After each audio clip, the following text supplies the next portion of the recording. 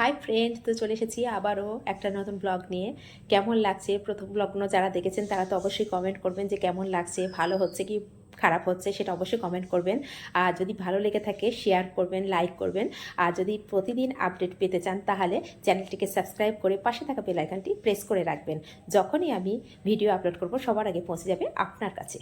তো আগের দিন যারা ভিডিওটা দেখেছেন তারা নিশ্চয়ই খেয়াল করেছেন আমি বাপের বাড়ি ছিলাম। তো বাপের বাড়িতে পরের দিন সকাল 7:30 প্রায় 7টা 7:30 হবে না, 7টা 20 দিকে আমরা বার হয়েছি। তো আমি একটা ক্যাব বুক করে নিয়েছি, যেহেতু দুটো বাচ্চা আছে, সকালের দিকে অনেক সময় ঘুমিয়ে যায়। তো আমি ক্যাব বুক করে নিয়েছি, নিয়ে ক্যাবে এখন রয়েছি।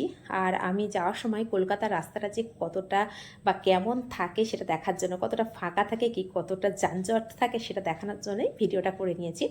তো এখন যাচ্ছি আমরা বিশ্ব বাংলার দিকে। তো আমাদের বাড়ি থেকে বিশ্ব বাংলার দিকে যেতে গেলে না, এই যে দুদিকে সবুজে সবুজ আর কিছু কিছু বড় বড় বিল্ডিং দেখা যায়।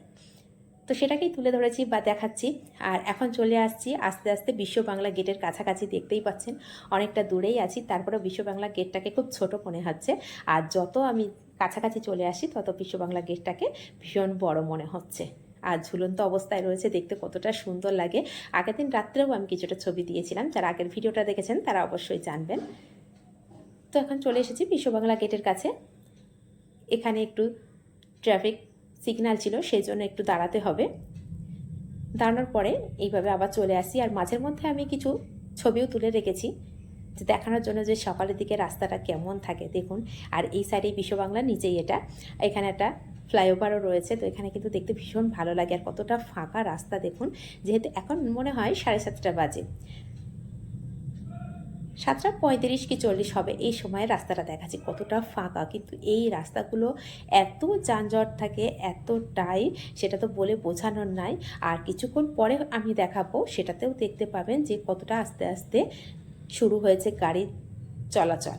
এখন তো রাস্তা অনেকটাই ফাঁকা দেখছেন। আর এখান দিয়ে যেতে যেতে এখন ওপরে যেটা দেখছেন ওটা মেট্রোর ব্রিজ হচ্ছে, মেট্রো চলাচলের জন্য। এখানে যথাসম্ভব মেট্রো স্টেশন হয়েছে এখানে। এখন আস্তে আস্তে একটা একটা করে দেখিয়ে দেবো, যেতে যেতে সমস্তটা তো তোলা যায় না, তো যতটুকু তোলা সম্ভব সেটা আপনাদেরকে দেখিয়েছি। আর দেখুন সবুজে সবুজ, এদিকে আর একটা মেট্রো স্টেশন রয়েছে। দেখতে কতটা সুন্দর লাগছে সেটা তো দেখেই বুঝতে পারছেন যে রাস্তাটা কতটা ফাঁকা ছিল। আর এই সকালের দৃশ্যটা অনেক সময় আমরা দেখিই না, যে কলকাতার মধ্যে এই সকালের দৃশ্যটা আমি এতবার যাওয়া আসা করি পারবো, কিন্তু কোনোদিন এত সকালে বার হই না বলে বলতেই পারবো না। কিন্তু আজকে আমি দৃশ্যটা এই জন্য আরও বেশি করে তুললাম যে আমি নিজেও ভালো করে এই রাস্তাটা ফলো করিনি কোনো দিন, যে সকালের দিকেও দৃশ্যটা কেমন থাকে। এটা যথাসম্ভব ইকো পার্কের কাছাকাছি এসে গেছি। এখান থেকে খুব ভালো নেওয়া যাচ্ছে না। হ্যাঁ, এটা ইকো পার্কই ছিল। তো এখানে খুব ভালো ছবি নিয়ে আসছে না, গাছপালায় এত ভরা। এখন চলে এসেছে এটা মাদার ওয়াক্স মিউজিয়াম। তো এর অপোজিটেই ইকো পার্ক। এই যে আমি একটু একটু দেখাচ্ছি কিন্তু ভালোভাবে দেখা যাচ্ছে না, গাড়িটাও জোরে চলছে, যেহেতু রাস্তা একদম ফাঁকা ছিল সেজন্য ভীষণ জোরে চলছিল। কিন্তু এখন সিটি সেন্টার 2 এর দিকে চলে এসেছি। এখন সিটি সেন্টার 2, হ্যাঁ এটা সিটি সেন্টার 2 ক্রস করছি। দেখুন গাড়িটা এত স্পিডে চলছে যার জন্য ভালোভাবে কিছু দেখাতেই পারছি না। ওই যে বললাম রাস্তাটা এতটাই ফাঁকা যে খুব সহজভাবেই চলে আসছি, আর কোনো অসুবিধাও হচ্ছে না। মানে খুব তাড়াতাড়ি আমি বাড়িতে পৌঁছে গেছি। আর রাস্তাটা দেখতে এত ভালো লাগছে না, সকালের রাস্তা। কলকাতার মধ্যে যে এরম রাস্তাও দেখা যায় সকালে সেটা কিন্তু ধারণার বাইরে। বিশেষ করে আমি তো কোনোদিন এরম সকালে বার হই না সেই জন্য। তো এখন বাজে 8:05। এই 8:05 এখন দেখুন আস্তে আস্তে রাস্তায় কেমন গাড়ি চলছে।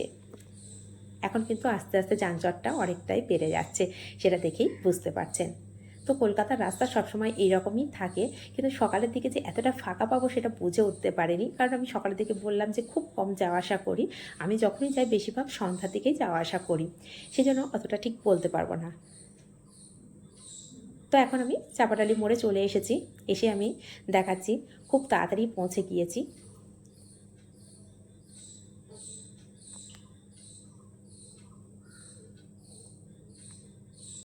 থেকে সামান্য একটু আমাদের বাড়ি, তো এখান থেকে আমি বাড়ি চলে এসেছি।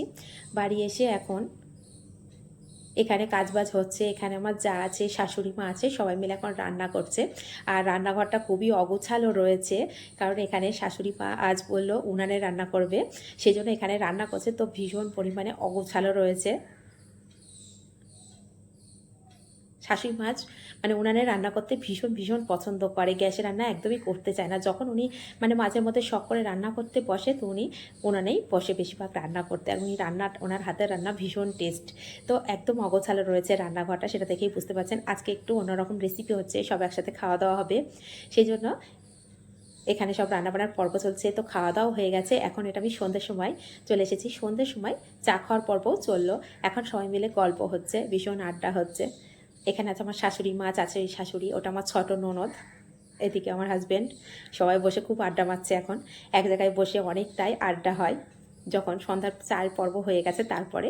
আর ছোটো যা বাড়িতে নেই, এখানে আমরা সবাই বসেছিলাম, বসে থেকেই সবাই মিলে এখানে আড্ডা দিচ্ছি। আর সেই সময় ভিডিওটা করে নিলাম।